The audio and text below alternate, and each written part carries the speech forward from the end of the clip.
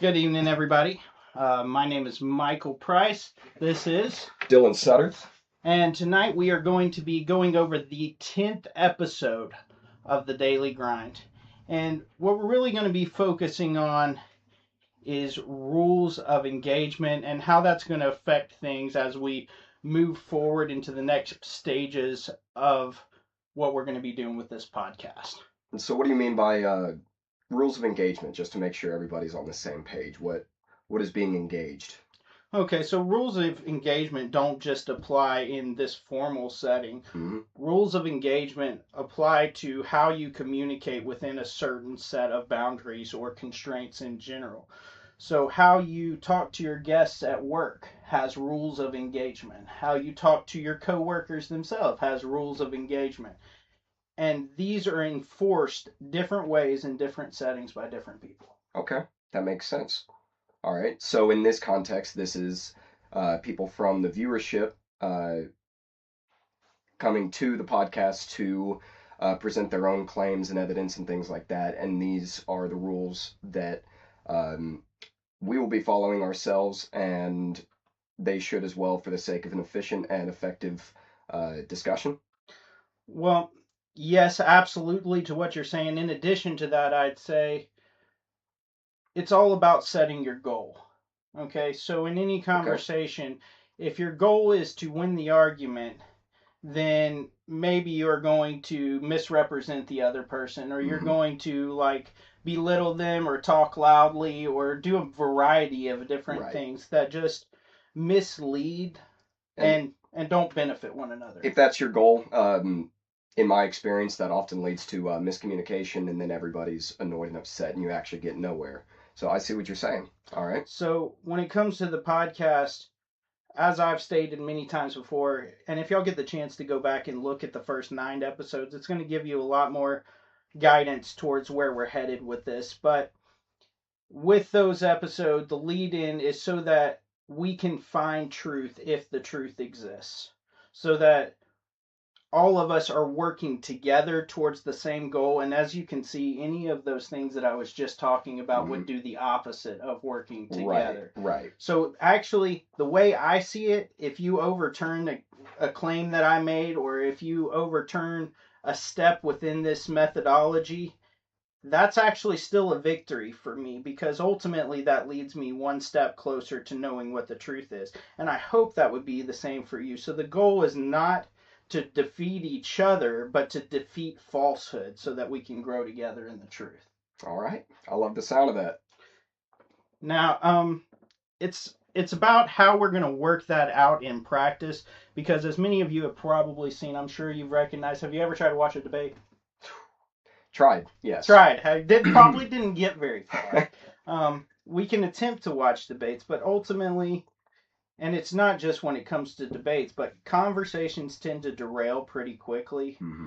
And a lot of that is because, like in the work setting we talked about, those rules of engagement are clearly laid out a lot of the time. Right. And so you don't cross those boundaries as easily. You know it can cost your job. But when it comes to a debate forum or a public discussion forum, especially when it's emotionally ridden and based on long-term beliefs or anything like that, yeah, it can get really heated really fast, and then it's just no longer productive. And it's not about not wanting to talk to each other.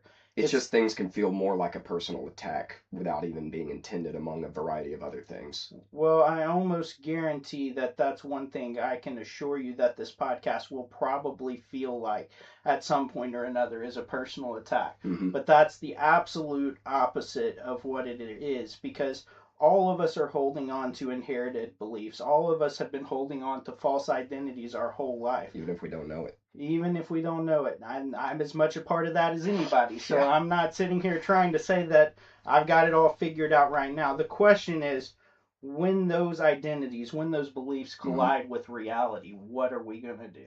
Okay. Are we going to back into our shell, regress, and pretend that reality doesn't disagree with us? Mm-hmm. Or are we going to come into agreement with what's true? All right. And so this serves to lay out a solid approach to how to tackle or engage with situations like that. So I would say that is my hope. And once Mhm. again, I'm going to leave this open to the possibility that in the future, this could be refined a little bit. Right. And tonight, we're not going to talk about the specifics of it. I already kind of started a little bit yesterday morning's episode of the Daily Grind discussing a little bit of this. I feel like I got a little bit ahead because there's multiple rules. And what I'd rather do is just discuss the general categories that we're going to see that happen regularly that cause conversation to collapse. And that way, as I delve further into them the remainder of the week, Mm-hmm. into the specifics, we'll at least have a general guideline of where we're headed. Cool. I like it. All right. So that pretty much determines as far as the reason for it.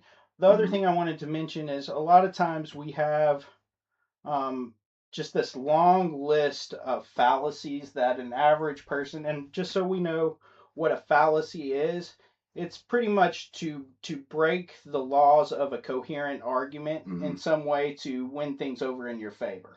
Yes, and in a way, especially if you're debating or arguing with somebody who has experience in educational philosophy, things like that, it is a really easy way for you to defeat your own argument without intending to. So fallacies are something that you may not even notice you're doing, but they make your argument much less strong. I first heard about them when I was in my philosophy class, and Michael over here has just found them on his own generally. Yeah, mostly by the collision part right, of yeah. what we were talking about earlier. Yeah, but there's so many of them, and you were telling me something about this framework, how it is much easier to digest than a long list of 50 plus logical fallacies. And I'm sure there's a lot more that I personally have yet to learn. But the idea is to cut off a lot of those fallacies before they even become a possibility. So if it is what I think it is, if these rules of engagement are implemented properly, what they should do is prevent a lot of the miscommunication and the evasive type behaviors that come with debates and public forums like we were discussing. Yeah, especially like the ones you see in politics and everything. It always winds up they're just insulting each other instead of talking about like what they're gonna do. Not politics, no, not those guys. Yeah, never. Can't believe you would talk about them that way. Anyways, so we're gonna go ahead and dive in a little bit. If you're good, did you have any more questions before we started? Okay, so the first ones really have to do with the different terms. So when we approach something in the English language, in every language, but particularly in the English language, there is a lot of terms and ways of describing things that just overlap each other. Some are synonymous and also have a different meaning in a different context. Right. And that's completely understandable. The goal with that, when the language is created, to make it more efficient by using less words so you don't have to memorize as many things. It's absolutely terrible when it comes to searching out something deep and trying to communicate on a one-on-one level if you don't know how to ask the right questions. All right. So what I mean by that is, say in a conversation, and I'm just going to give one example, we're not going to go too deep, but say in a conversation you talk about a house, right? Later in that conversation you talk about a blue house. Later in that conversation you talk about a greenhouse. And then you bring up a house to me. Now, as an observant person, I'm going to ask you, so are we talking about a regular house, a bunch of houses, the blue house, or the greenhouse? Now, this is what happens when you're practiced at it, and you'll learn how to pick that up. And this is something that you should be practicing. If you get the opportunity this week, try out all of these rules of engagement and see if they help become more effective in normal conversation. But particularly in the context of what we intend to do here, there will be some specifics going forward about how we'll handle that to make sure that those terms are distinct from each other. Yeah. That we can recognize them, not saying we permanently lock in our terms, but for the sake of a conversation. So when we're talking about this, let's use this word. Right. Right. So essentially just making sure that everybody is on the same page to avoid miscommunication being the thing that is separating the discussion from achieving the direction of finding truth, objective truth. That's exact. Well, see, and that's one I would throw you right there. What's the difference between truth and objective truth? Well, it can't be anything. Right. And so those are the type of things I may bring up. I would ask, okay, well, if truth is inherently truth, then everything else is not truth. Well, technically, we'd have to define truth first, but if we even start down that path, we're not going to get to what we intend to talk about tonight. But that's actually perfect. So that kind of leans into the next part of what we do with terms. Okay. Okay. Once you set a definition, you stick with it, at least for the course of the conversation.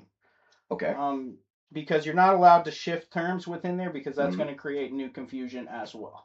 So would that still be an issue if the definition is clearly stated, but ultimately adapted or changed or modified to either clarify or new realizations by one party in the discussion? So if you modify it to clarify it, then you could just give that new modified thought a new term for the sake of the conversation. Okay. That way you're not switching terms. Once you've already affirmed something, to switch terms is to create confusion. Okay. So and it could have been the wrong term, but the point is, once you've already agreed upon it, just for the sake of that conversation, I would highly advise that you roll forward. As someone who's been doing this a little longer, I'll probably be a little more lenient on that. If you're wanting to switch up your terms, I'm going to try to adapt. I would say if this is something you're just learning to practice, if you're like out there this week and you're trying to practice these rules of engagement, I would advise that once you've set a definition, don't change it at all. Okay. Yeah, and from my personal experience, that's really coming to light since Michael and I started having these discussions, of course on our own, and then now we have it on camera and things like that. There are so many things, especially when it comes to beliefs that you've had for a long time, maybe your entire life, terms that are just so quintessential to these beliefs, and you feel like you have this this full understanding, and you may have a wholesome enough understanding of it to get you through your everyday life. But when it comes to conversations like this, where defining it clearly becomes very, very important, it can get very difficult on the fly when you've never even thought about how you would define it as a sentence. I mean, it goes as simple as like, describing something every day to someone who has never seen that before. Like, I don't know, describe grass to someone who's never ever seen it before in their life. It absolutely can be that difficult. And like you said, some of those terms are deeply ingrained. To help avoid that to a certain extent, as I walk through each step of the process, I'm actually going to define each term that's being used with a specific definition. As you should. Now, on the other hand, when your definition collides with mine, like I said, I'm going to try to be lenient. I'm going to try to work with you. I would advise, if you haven't practiced this, if you haven't even gotten used to defining your terms in general within the course of a conversation, please do not try to shift your terms, because you're going to end up with more confusion. Right. I know, because I went through the process of trying to do that unsuccessfully on many occasions. Yeah. So that's kind of the general idea with terms. That's probably what I'm going to go in tomorrow morning. So if you're looking to learn more about that particular subject, that's going to be sometime between 6:30 a.m. and 7 a.m. tomorrow. You can check it out at burdenofproof.live, or if you're on YouTube, at burdenofproof.publishing. And then also you can probably catch it on Facebook. My name's Michael Price here. If you're already watching on Facebook, it should be pretty easy for you to find. Fair enough. And then you're also on TikTok as well. I am on TikTok as well. If you look at it, should just be under Burden of Proof Publishing. There's an Instagram. There's all kinds of different social media ways to find it. Shouldn't be too difficult, hopefully. Yeah. So you ready to move on to the next one, or do you have any more questions about terms? No, not as of right now. All right. It'll probably happen right when the video ends. You're gonna be like, what about that? I was trying to thought about that. I'll drop a comment. All right. I'll reach out to the email. So the next one is about identity integrity.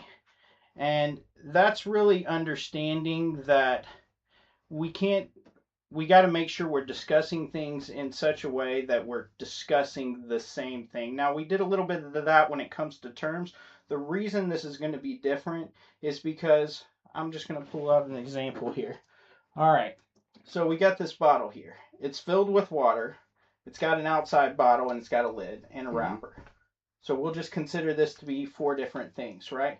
Okay. But as it sits in the course of a discussion, we just need to make sure we're not, if you're talking about the 4 different things and I'm talking about the one thing, we need to make sure that's clear. I see. Because if you're talking about one of the 4 things, right, we could get into some confusion about what the different levels of the discussion are going on. Right. Okay, I see what you're saying. Like if I were to be making claims about this being bad for the environment, well, obviously I'd have to specify that the water inside, in and of itself, is not bad for the environment. It's the plastic parts that are on the outside, especially. And then getting more specific, the bottle cap itself, that poses a choking hazard to animals. The plastic wrapper label, well, I can't think of anything, but I'm sure it's got problems of its own. But is that along the lines of what? That's exactly what I'm talking about. I might as well retire. It seems like you've got this pretty well under wraps.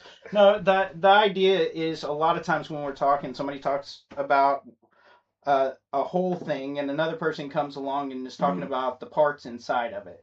And so there's a couple of words there that we'll be going into, like called the law of composition and the law of parts when it comes to that. And that should probably be the next day, along with a couple more I may bring into that. But that's the general idea, that anytime you do that, you bring a bunch of things together and you're discussing it as a whole to make sure that's known. Okay. So that would be a new thing that you're discussing, not the 4 different things that you were discussing before. Right. I see. Same thing when it comes to descriptors. So like we were talking about with the greenhouse or the blue house, let's make sure that we are being specific about which one we're talking about in the conversation. And that's why a lot of times I might go, okay, for the sake of that this conversation, is it cool if we call that this? Just so later on we don't have any problems or confusion. It may seem a little tedious at first, but overall it will allow us to get much further, much faster. Okay. All right. Let's see. Isolation. So this one, I don't know how much more depth it's going to require. I'll probably couple isolation and law of proof into another episode, the one after that. Okay. So isolation just means make sure we're addressing one thing at a time. So a lot of times you're going to have people that are going to be saying, well, yes and no. And what they don't realize is that's because they're answering 2 different claims at the same time. So an answer is only going to be yes or no if the question is posed in the right way. And if you're seeking truth, you have to make sure that you're posing it in this type of binary way. Otherwise, you're going to end up having an answer with no weight, no value. Right. I see. So does this isolation only apply to claims being presented themselves, or does this also apply to things like terms or simply like statements that may regard evidence or almost a claim based on another claim, literally like context? Like, my best answer for you is I'm not going to know without the specifics, but other than to tell you, it's hard to know what you're answering if you don't isolate something. And what is the something, though? It could, and that's what I meant by it could be anything potentially, any of those things that you just said. Isolating a term, that's what we were talking about earlier. Isolating a claim. I specifically referencing claims here, but that's because in a way we already isolated terms. Okay, so rather than when I hear the word isolation, I think of just things being completely separated, but in this context it's more so about the specificity of the statement being presented and not presenting a bunch of things at once to where a good answer for any one of them can be heard. Is Yeah, that well, it could end up with contradictory things. So you could be saying two things, and I'm not going to give examples today. We'll go Right. into it on the day when I cover this particularly. Um, but you could be making two claims at once that you're not recognizing or requiring two different things in order for that claim to be true. Mm-hmm. And so what isolation does is it pulls them apart Mm-hmm. and then it refines the scope. So what that means is, say I'm making a claim about this notebook Mm-hmm. and about this coffee cup because the coffee cup is sitting on the notebook. But Okay. the claim isn't about the coffee cup sitting on the notebook. Mm-hmm. It's about the coffee cup separately of the notebook. Okay? So there's two different claims being made here. So I'm going to separate them and I'm going to say, do you want to talk about the notebook or the coffee cup first? Okay. I see. Does that Yeah. that track pretty well?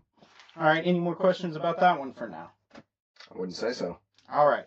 And proof. So this is what the whole concept was based on from the beginning. So up until this point, this has been about claims specifically, not the evidence that goes along with them. The term definition and the isolation and everything, that is more so about the claims themselves. The claims, the terms, Mhm. etc. Yes, Okay. I would say. Also, when you're submitting evidence, see, you could submit more than one piece of evidence at a time. Right. That's what they'll be doing in a court case. But in a conversation like this, when it's so deep, Mhm. submitting one piece of evidence, we're going to call that a new claim. So it's actually going to be an isolated claim because you have to prove that that's evidence. Right. Okay. Okay, and then the other person can have the opportunity to address that new piece of evidence to see whether it actually gets submitted as evidence. Okay. So it's essentially any piece of evidence is also a new claim. Okay. Okay. Would it be a claim completely separate than other claims that have been made, or would it almost be a like subclaim of one claim if the objective is to make it evidence for that first claim? So, I mean, it helps to build the Mhm. original claim, but in and of itself is its own claim. I see. Just like we talked about the wrapper Mm-hmm. and the lid, it is its own thing. Okay. But it helped to build the bottle, right? Right. That we're discussing. So Right. we have to, if we don't discuss it as a separate thing, we can Mhm. pack 3 or 4 of those together. 3 may fail, 1 may succeed and later be refuted. Mhm. And it turns out the whole thing wasn't true. Or you needed all 4 to be true and you only proved 3. Mhm. And then what? We say it's true because you proved the majority, but you needed all 4. Right. So you have to isolate each of those. Okay. If you don't, it's more like trying to make a shortcut. Mhm. And I don't know about you, but shortcuts don't always work out, especially when trying to lead you to truth. Yeah. Yeah. All right. All right. So, like I said, with the proof concept, proof is about. This is really about the burden of proof concept. Mhm. And let's do a little shout out to my book series. You can check it out at burdenofproof.co. That's going to take you to the shop page where you'll find the first 2 books. The first one, The Flaw, is available free. If you hit add to cart, and it'll have you click a couple of things, but you don't have to submit any information, and it's 0 cost to you. I advise you give it a test. Some people learn different ways. Some people learn through fiction. Some people learn through video. Some people learn in person. And just see which, if not multiple of these, are the best ways for you to learn. Yeah. I do highly recommend checking out the book. It is a story format of these ideas that we're discussing here tonight in a easy to read, easy to follow story format that is honestly really enjoyable to read. So that's just my personal recommendation. You're going to make me blush. Just kidding. But the concept behind it is burden of proof, which basically who bears the weight of showing their position to be correct. Mm-hmm. And so the typical answer that is going to be the person making the claim. Right. There's only one circumstance where that's not true, and that's actually when the other person's position is already has an apparent contradiction with the laws of logic.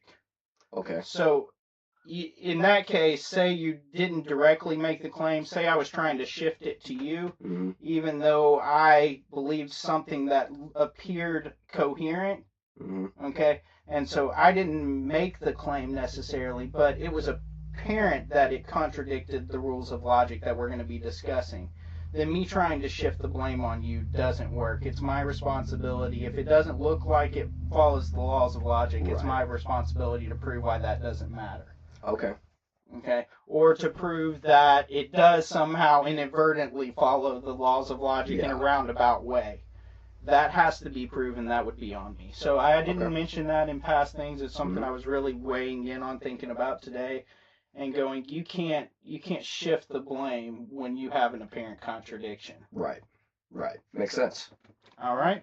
So and I kind of glazed over it. I just want to make it clear for anybody listening. The typical normative way to measure who bears the burden is to be the person who makes the claim. If you make the claim, you have to show the claim is true.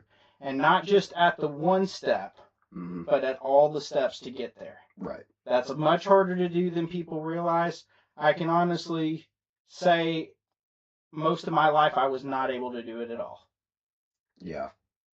Okay. I'd say same for myself. All right. Any more questions before we move forward on that? No. All right. So the last couple of parts is really about when to terminate. And this is not something that I want. I do not ever want to have to terminate a conversation. My goal is that we can move forward, and as I said, that we can grow together, that we can learn truth. But conditionally speaking, there is an environment that is conducive, which means to be helpful in finding truth. And at a certain point, when you get outside of that scope, that range of what is helpful, the conversation can no longer move forward. Right.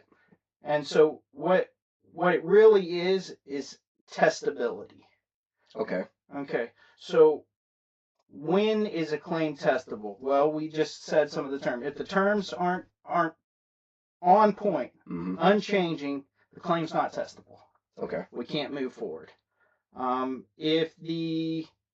were some of the other? Identity, integrity. If it's changing on you, we were not talking about the same thing. We're going to have the same problem. It can't move forward.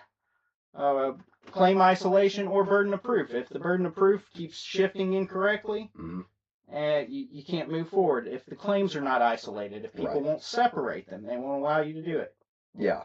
And I mean, this is, this concept, it's really not that far off of, the way that scientists will approach their own experiments, in terms of variables are defined, variables are isolated, and they don't go around changing multiple variables at the same time to find out a different outcome, because therefore you don't know which variable actually caused the outcome. They will change one, do another test, and keep going through that. They keep things very isolated and well-defined all throughout for the sake of a proven outcome, and they understand why the outcome was achieved. So it does kind of carry over into this application, although logic is arguably different than science itself, but both set out for the same goal, which is finding the truth. Well, don't they both test what's observable and repeatable?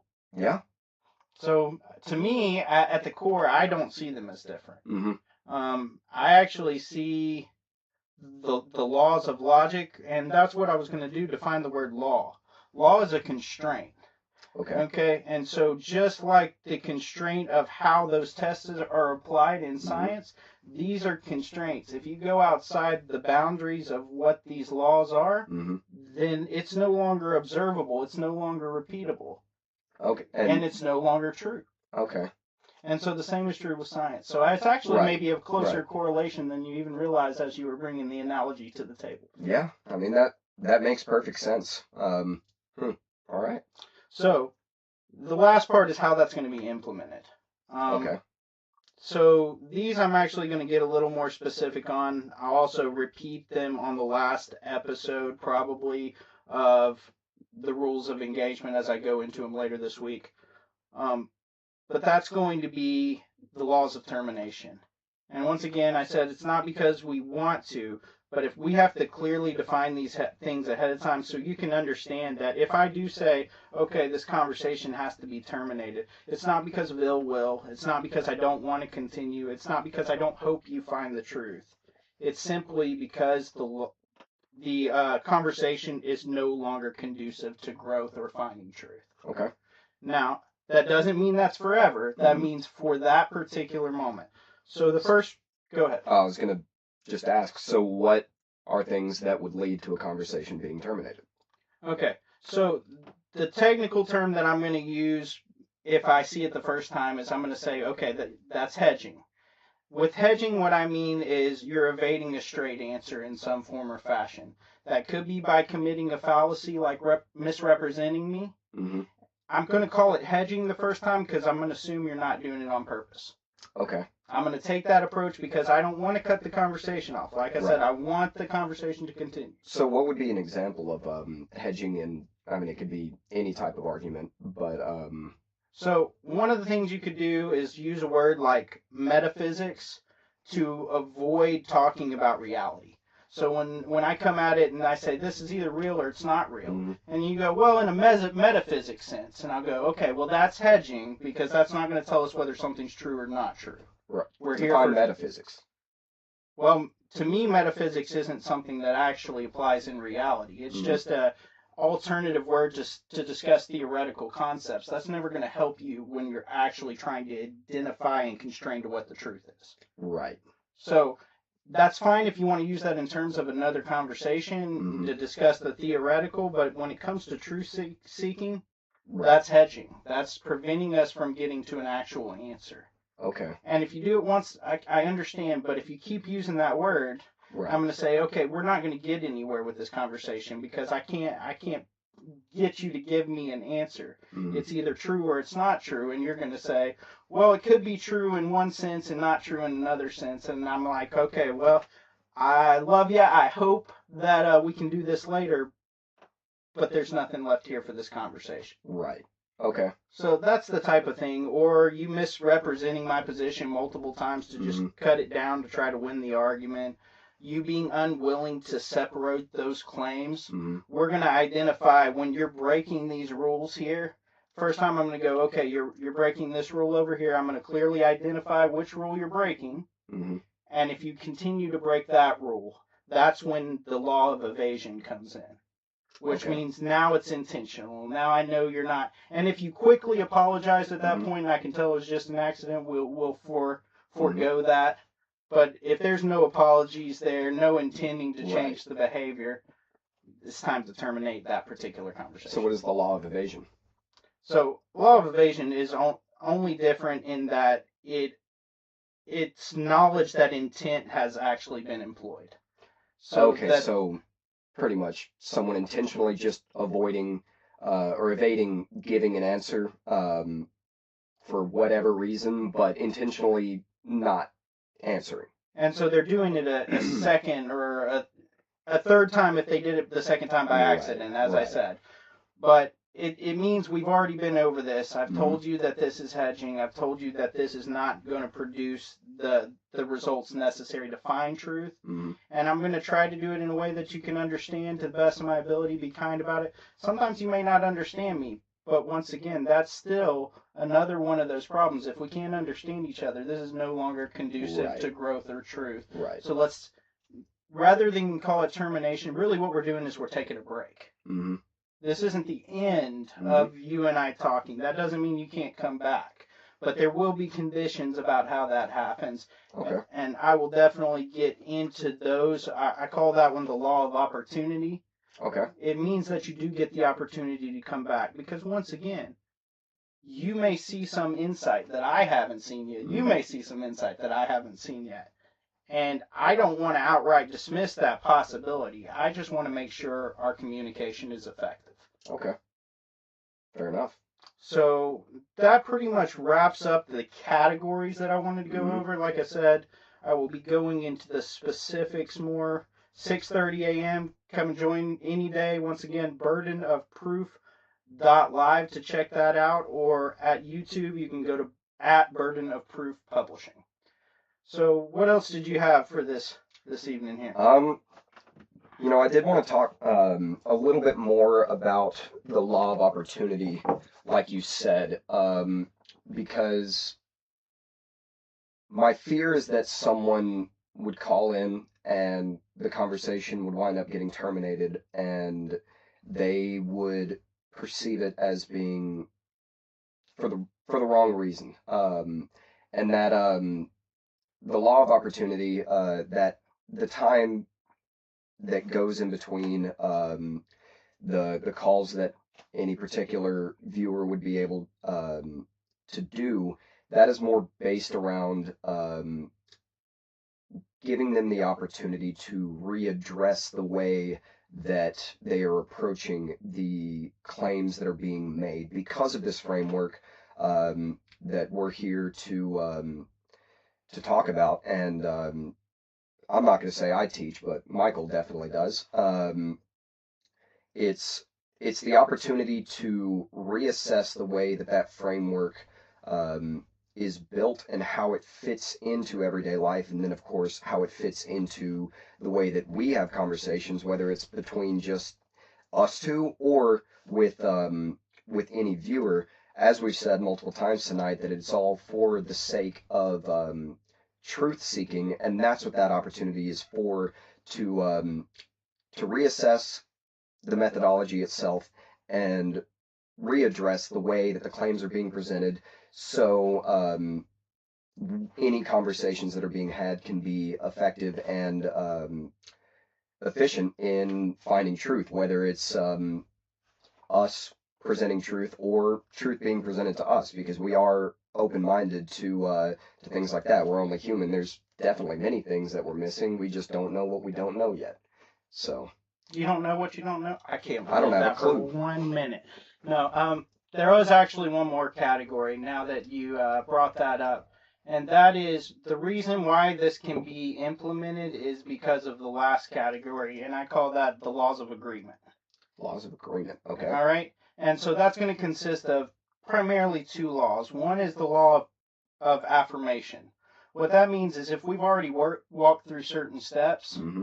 and say you're wanting to challenge step 7, Mm-hmm. you need to affirm steps 1 through 6 first. That way we are isolating the claim and going, okay, we agree to all of these steps up to this point. Now this is the one we're going to discuss. Right. Okay, that makes sense. Because if I were to address claim number 7 without affirming claims 1 through 6, eventually we reach an agreement on claim number 7, and then I see something in another claim that I don't like or could even contradict claim 7, and that's just going to wind up working backwards and then forward and 2 steps back again, and It's just ineffective. that sounds horrifically ineffective. So yeah, I see what you're saying. So there's that one.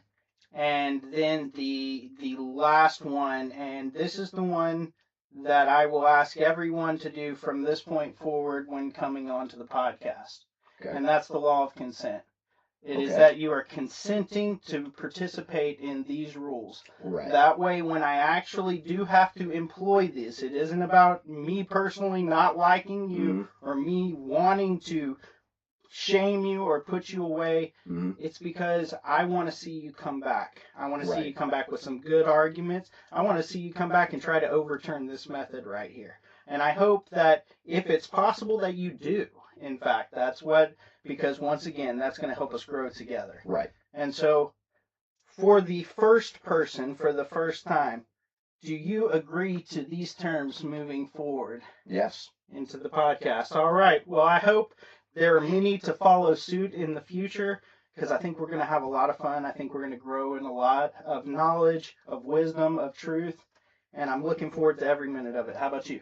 Man, I'm excited because I know that it's not only going to be us, but other people get to join in on the journey of truth seeking and honestly just being better at presenting information. I'm not going to say arguing, because that can carry connotations and things like that. Eventually I would like to have a healthy relationship that's not all about arguing, but being able to present a strong argument is something that's going to help anywhere in life, whether it's professionally or in relationships and things like that, presenting a strong logical argument that is not going to involve all these emotions and things like that, that'd be great. You mean So- presenting an argument that meets the burden of proof? Sure. We'll go with I that. had to do it. All right. Well, thank you so much for coming. I appreciate you course. being here. Anybody listening, thank you so much for joining. If it's now or in the future, if you get a chance to check out past episodes, so that you can get a kind of more well-rounded understanding of where we are, where we're headed, and even more so, I hope that you learned about a little bit of these rules and engagement. I hope they help you in your daily life and that you get an opportunity to test them. And even more, I hope to talk to you one-on-one or two-on-one or however this works out here in the near future. Little idea that just floated past. I don't really know how the website works because you're the one that sets all that up. But would it be possible to lay out these rules of engagement on the website? Actually, they will be on the website soon enough. Perfect. Initially, it is not my intention to do call-ins right off the bat. Right. So I'm doing a public venue. Ideally, it'll be local first. Mm-hmm. And it may end up actually staying that way for a little bit. And then actually, I may hit the road. And if you're still hanging out, I know you've got other big aspirations in your life. But if you're still hanging out for that part of the journey, maybe we'll hit the road and visit different places and allow people to come and to challenge the claims. Sounds pretty cool. All right. Well, once again, thanks again for joining. Thanks for being thank you, here, guys. Dylan. And I'm happy to be here. Y'all have a great night, and I'll see you next time on the Daily Grind. And you may have to go cut the Facebook off. Oh, By the way, yeah. or they may just be staring at us for a few minutes. But I mean, that's all right. Not for them.